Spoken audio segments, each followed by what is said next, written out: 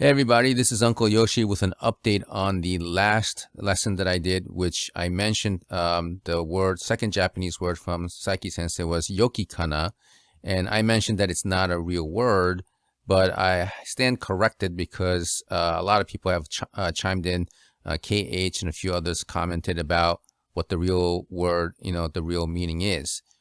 First of all, it is a real word, but it's also a dead word, right? Meaning it's kind of like a dead language, like Latin is not really used anywhere, right? But it's still a language from the past. So this word Yoki Kana is really old.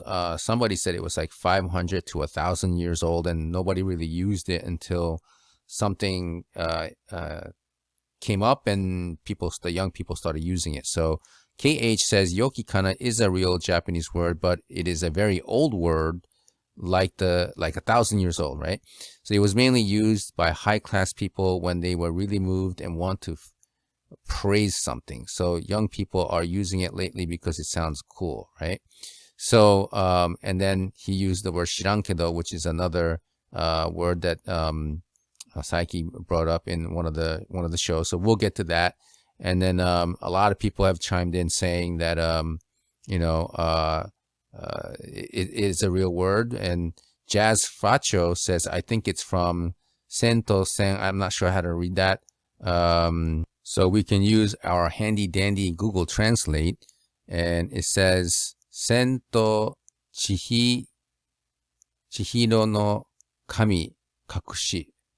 And I'm not, let's first listen to, I'm not going to try and translate it, but I'm going to go like this. Could be something about hiding God. It's hiding God and Sento Sen. Yeah, maybe Jazz Facho could chime in more on what this means, but it might have, the word might have derived from this, okay? And he also made a comment separately here saying Kobato made a mistake. Kana of Yoki Kana is kind of an exclamation. It's from this word. It means old and word. I don't know exactly how to say that. Let's go and copy this and we'll go back to translate. Let's get rid of the old one and paste. And it's not Chinese. We want Japanese. Where is Japanese? Here we are. Kobun. Okay. Ancient writings. Okay. Very well. That makes sense. Okay. So it's an old Japanese word from 500 to 1,000 years ago. So Yoki is from Kobun too. So Yoki Kana means it is so good.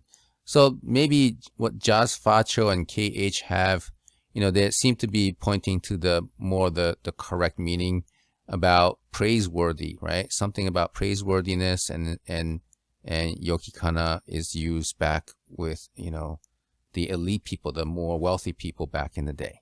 All right, so I apologize for the error there. I didn't know that it was an actual real word.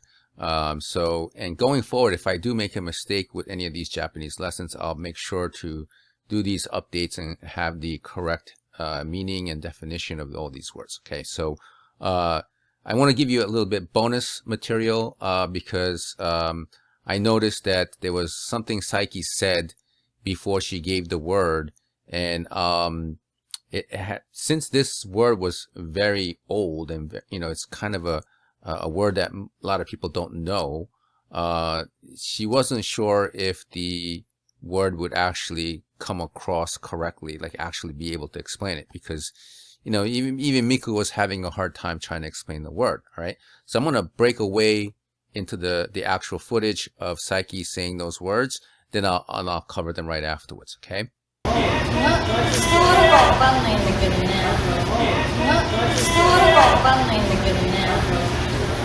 So you hear Saiki say, 伝わるかわかんないけどね. It's kind of a conversation language here. The proper way to say it would be, わからないけどね, right? 伝わるかわからないけどね. But when you start talking, just conversational language, it starts to change a little bit. You see that little nuance there. 伝わるかわかんないけどね. So that's the little bonus material here.